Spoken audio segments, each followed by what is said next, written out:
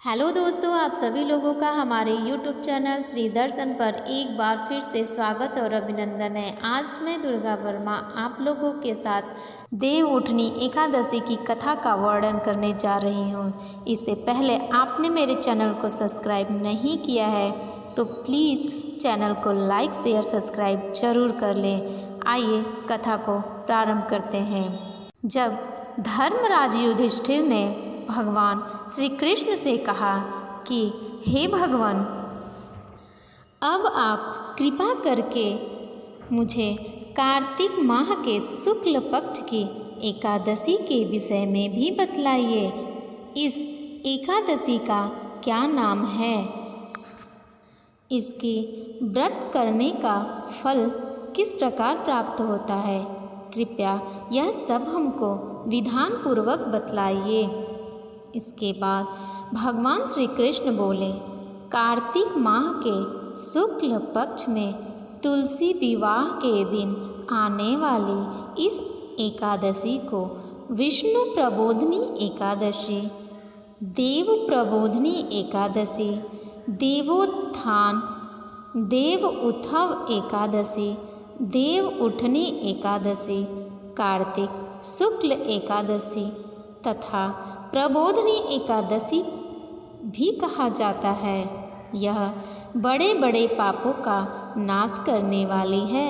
इसका महात्म्य मैं तुमसे कहता हूँ, ध्यान पूर्वक सुनो। एक राजा के राज्य में सभी लोग एकादशी का व्रत रखते थे।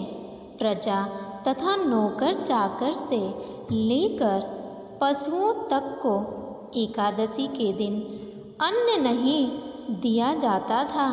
एक दिन किसी दूसरे राज्य का एक व्यक्ति राजा के पास आकर बोला, महाराज, कृपा करके मुझे नौकरी पर रख लें। तब राजा ने उसके सामने एक शर्त रखी। ठीक है, रख लेते हैं, किंतु रोज़ तो तुम्हें खाने को सब कुछ मिलेगा, परंतु एकादशी को अन्न नहीं दिया जाएगा। उस व्यक्ति ने उस समय हाँ कर ली, पर एकादशी के दिन जब उसे फलाहार का सामान दिया गया तो वह राजा के सामने जाकर गिड़गिड़ाने लगा, महाराज, इससे मेरा पेट नहीं भरेगा, मैं भूखा ही मर जाऊंगा, मुझे अन्न दे दो। तब राजा ने उसे शर्त की बात याद दिलाई, पर वह अन्न छोड़ने को तैयार नहीं हुआ। तब राजा ने उसे आटा, दाल, चावल आदि दिए। वह नित्य की तरह नदी पर पहुंचा और स्नान कर भोजन पकाने लगा। जब भोजन बन गया तो वह भगवान को बुलाने लगा, आओ भगवान, भोजन तैयार है। उसके बुलाने पर पीताम्बर धारण किए हुए भगवान चतुर्भुज रूप धारण किए हुए पहुँचे तथा प्रेम से उसके साथ भोजन करने लगे। भोजन आदि करके भगवान अंतर ध्यान हो गए तथा वह अपने काम पर चला गया।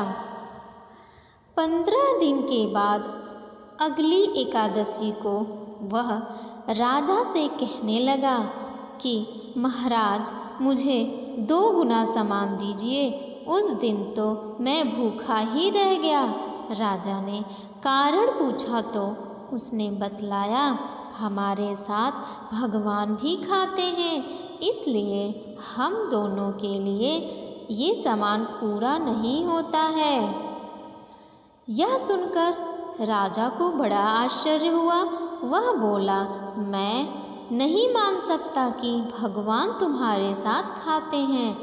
मैं तो इतना व्रत रखता हूँ, पूजा करता हूँ, पर भगवान ने मुझे कभी दर्शन नहीं दिए।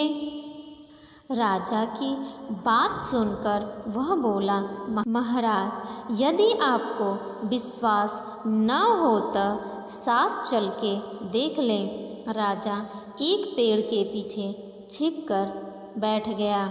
उस व्यक्ति ने भोजन बनाया तथा भगवान को शाम तक पुकारता रहा, परंतु भगवान न आए।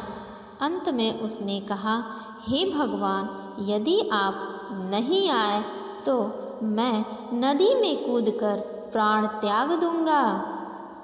लेकिन भगवान नहीं आए। तब वह प्राण त्यागने के उद्देश्य से नदी की तरफ बढ़ा।